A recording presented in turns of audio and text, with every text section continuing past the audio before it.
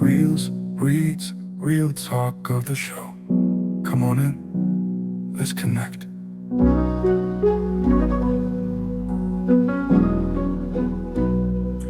Hello, everybody. This is Stewart Connects. I'm Nalo, and welcome to Reels, Reads, and Real Talk. Today, we are talking about Captain America, getting prepared for the new movie, which is coming up. And so we're joined today by Angelo Wright, noted comic book and toy geek, or I should say self-proclaimed comic book and toy geek. But I like to call him a movie and MCU enthusiast. Welcome, Angelo. Thank you. Thank you. So we're going to jump right in. We will be doing a video where we're going to discuss the new movie once it comes out. But we wanted to give everybody, including myself, sort of a background history timeline for Captain America. I can only tell you about the movies because I am not a comic book enthusiast. I mean, granted, I have done some comic books, but not certainly enough to know all of the things that Angelo's going to share with us today. So we're going to start with, well, first of all, I'm going to tell you what I know, and I'm going to tell you where I'm going to start, but then Angelo's going to give us some history based on the comic books. So my knowledge, or my real true knowledge as an adult of Captain America, comes from Captain America, the First Avenger with Chris Evans. That was when I first got my, in movie form, my history, my knowledge of Captain America. And the fact that it was called Captain America First Avenger gave me sort of a clue to know that more was to come. And as most of you know, a lot has come because the Avengers has taken over the world. So before I talk about Captain America First Avenger, I'm going to let Angelo give us a brief history of Captain America from the comics. Take it away, Angelo. Thank you. So very excited about the movie that's coming out. I have a few concerns, but we can get into that later. But Captain America: First Avenger was the first movie that we were introduced to Steve Rogers. Same way he was introduced into the comic books, Steve Rogers was introduced as a World War II geek who turned to chic through the use of the super soldier serum that was given to him. He was chosen by Erskine as the person who would lead the group of super soldiers. And just like in the movie and the comics, he was the only one ever created, or so we think. We found out later that there are other ones in the movies, which we'll get into. Which we're going to get into. Get into Winter Soldier, the second movie in the trilogy of Captain America. Captain America was introduced in the comic books on 12/20/1940. Very important character and thing. He was created by two Jewish boys, Joe Simon and Jack Kirby. And they created this character to basically say that this is how they felt about what was going on in World War II and how the Nazis and Hitler were persecuting the Jews. So the first cover of Captain America Comics, #1, is iconic. It's been homaged in many different movies, magazine covers, as well as in different comic book covers, where you have Captain America punching Hitler right in the face. In that book, you're introduced to Captain America and his sidekick, Bucky. Bucky plays a big part in his life as being his sidekick. And in comics, sidekicks were just the children's view into what was going on. Because you couldn't be the big hero, but you could have this young sidekick. So in the comics, there's a big age discrepancy an age difference where Bucky is a little younger than Cap. Interesting. Now that is definitely a tidbit that I never knew. You have to be a comic nerd / geek to know something like that, but it makes sense. Superheroes are created for kids, so you would want to have a kid for them to play off of. Makes sense. Yep. So the story followed the same way you saw in the first Avenger. Few changes, but overall, young kid takes a serum, becomes a strong super soldier, continues and has an indomitable will to succeed and be great and not let people down, which was what Chris Evans embodied on the screen in the first Avenger. Um, Same way in the first Avenger, he is in a plane. He basically goes down into ice and he's frozen, and then he's woken up in modern times. Um, in the comic books, they wake him up in the 60s.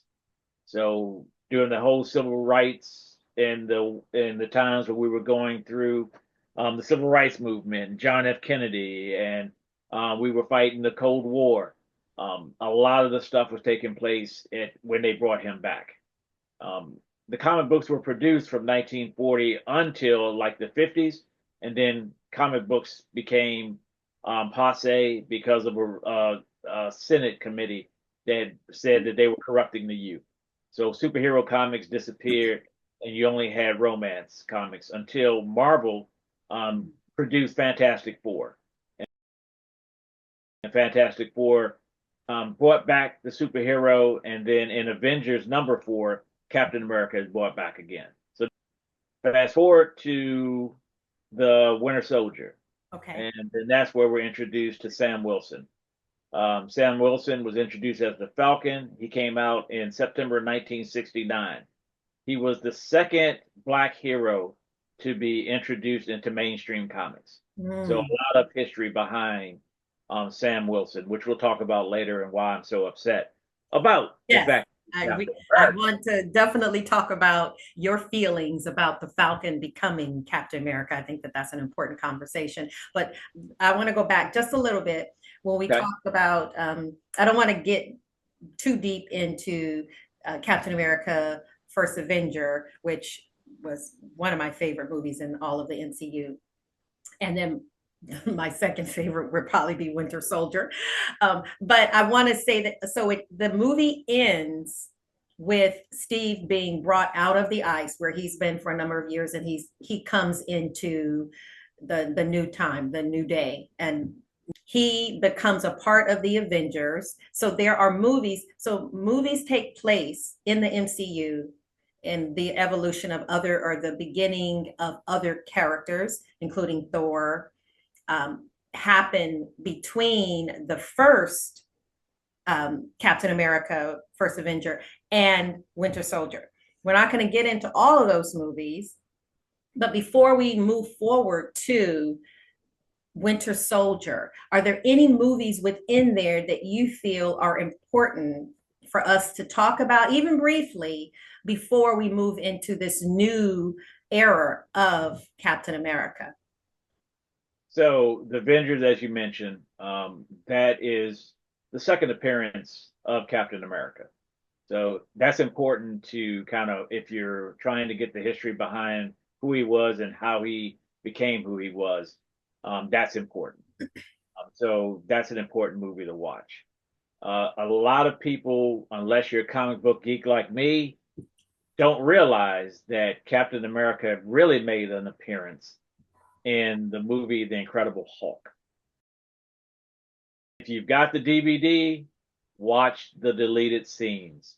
That is the first appearance and the reason why you find Captain America in the actual movie. Because if you remember from the first Avenger, Howard Stark, Tony Stark's dad, was looking for him, but he couldn't find him. They explain how he was able to be found. Steve has come out of the ice. He is a part of the Avengers, which we find out in the first Avenger. You talked about Incredible Hulk.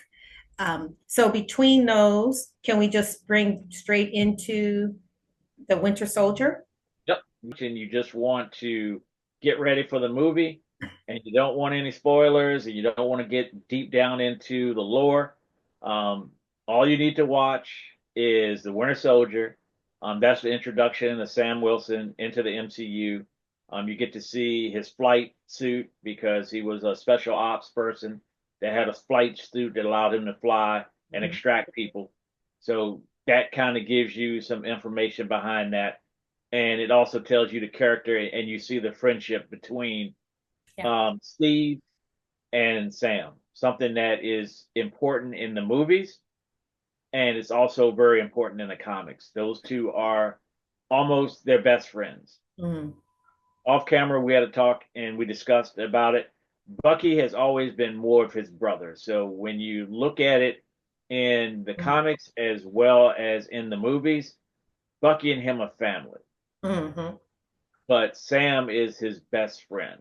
When we talk about Winter Soldier, Captain America Civil War is where you get an opportunity to see the relationship bloom, maybe not super positive, but it was really funny between Sam and Bucky. Yeah. Because at one point, I think Sam's like, I hate you. And he's like, because they have, and it becomes an unwitting friendship, which it was another reason why I liked well, there are so many reasons, because I believe Civil War was when Black Panther was also introduced. T'Challa was introduced, Spider-Man was introduced Spider-Man, into right. the MCU. So you had a lot of things that were brought to the forefront. But as you mentioned before, whenever I think of Civil War, I love the movie and I like a lot of aspects of that movie, Mm-hmm. but I don't see that as a Captain America movie. No, I always forget it's Captain America because I always call it an Avenger movie, but it is supposed to be. I mean, they deal as much with Tony Stark and everyone else as they're dealing with Steve. It's important as as we're getting ready to talk about the series. That is important to the series because it's the first time you see this building of a relationship between these two men who the only thing that they have in common is this love for Steve. Yeah. Even though Bucky is still he's still under the influence somewhat of what's happened to him with Hydra, but they start to build a friendship, which was actually one of the things I liked about Civil War, was because I felt that this friendship is building. And then sort of the end of that you see in Endgame. Yeah. And again, not to throw even more in there, but Endgame it's the prelude to the series, The Falcon and the Winter Soldier, because Endgame, which for everybody who's watching this, if you are familiar with Infinity Wars and Endgame, Endgame is where we lost Tony, we lost Scarlett Johansson's character, the Black Widow. And it's also where Steve gave up the shield.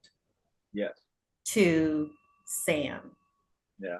And so even if you don't watch all 3 hours of these movies, it's important to know, because I was talking to someone and there's like, when did he, they weren't black. And so they didn't say, when did this black guy, but it was implied. Like, when did he get it? And I said, well, did you see Endgame? They're like, yeah. It's like, but do you remember when Steve came back from putting the stones, delivering the stones, and he was supposed to return, he actually didn't. He went and lived a life.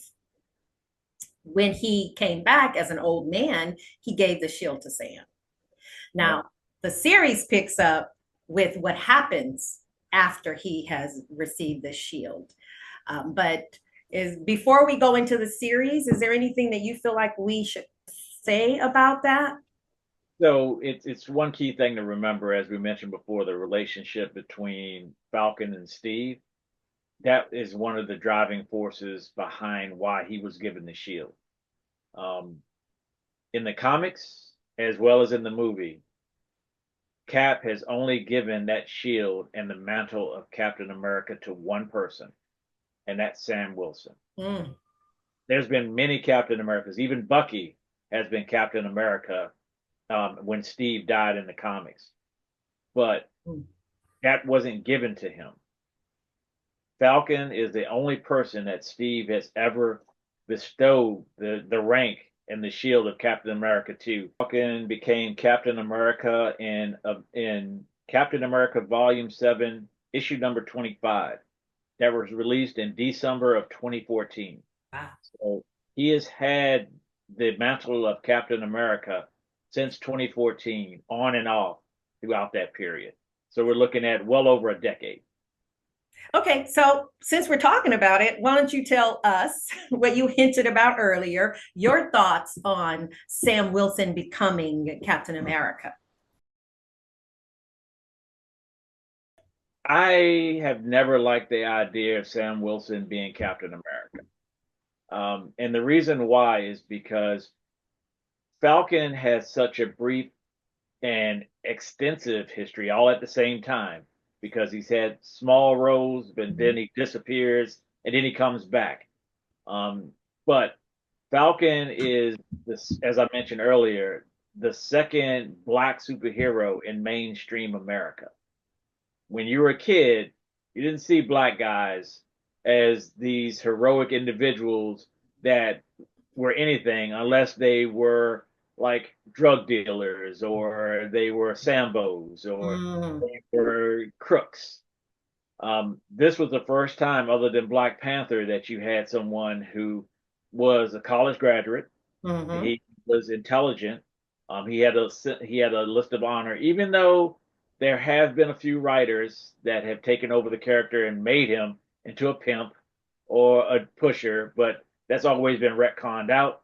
Overall, you've got a guy who's a family man, who is a black superhero, who has a code, who follows Captain America and isn't his sidekick. Mm. He was his partner, even to the point of he was the first black superhero to have his own comic. He shared the title Captain America and Falcon from the 60s all the way up into the 70s. And the character was evolved, and he helped Steve, just like he did in the actual Winter Soldier, come to terms and become an individual that understood what was really going on, and to see the world through not just the lens of a person born in the 40s who was a blonde-haired, blue-eyed guy who was built on apple pie in the American way. He was able to see diversity and understand the struggles of black people and the youth. And he was able to evolve from that and become the Captain America that you see in the MCU. So to take this rich history, he was even a mutant.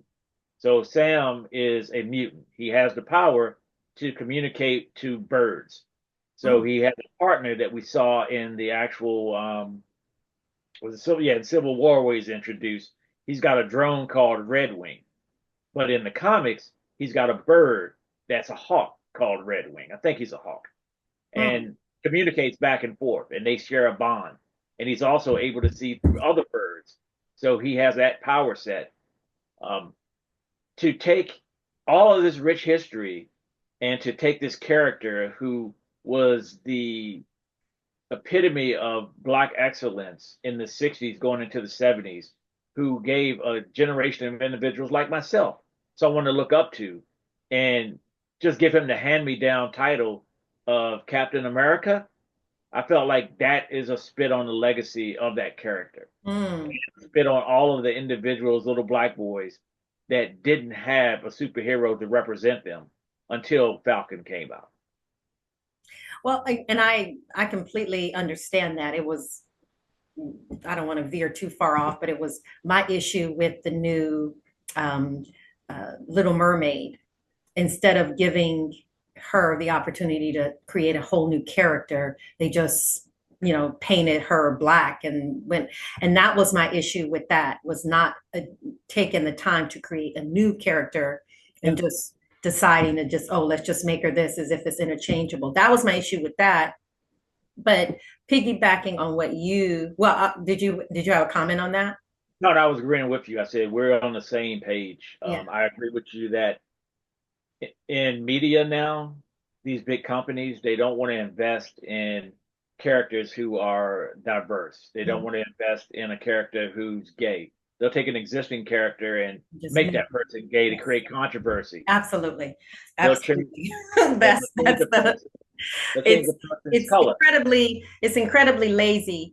The only difference for me with my whole issue with the Little Mermaid, as opposed to the Captain America, is that at least they didn't try and rename him. Like with her, they made her Ariel or whatever the girl's name was. At least with this one, we know he's Sam Wilson, and he is the Falcon who is now taking on the mantle or the shield of being Captain America. So even though they didn't try and they didn't further the Falcon character, at least they didn't completely wipe it out and say, okay, we're going to just act as if this, Chris just became black and now he's black. Yeah. Captain America. He is Sam Wilson, the Falcon, who's now Captain America. And so that's why I don't have the exact same issue, because at least they didn't just try and make him that. They actually evolved his character into something else, which is a little different. So I agree with you, but that's my little caveat to that. Yeah. I can see your point of view on that. I can say okay. Okay. Doesn't change my opinion. But I can see your opinion. Yes. No, that's okay. That's okay. You don't have to change it. It is an evolution of the character, but I always look back at it from the point of, you know what? My big brother is here. Now I got to take his hand-me-downs instead of getting my own clothes. Absolutely. I just want to say, he has wings. So he is Captain America who can also fly. So that's Captain America 2.0 in my eyes. And the fact that he's also black, can we say is 3.0 a thing? Okay. So let's talk about the series.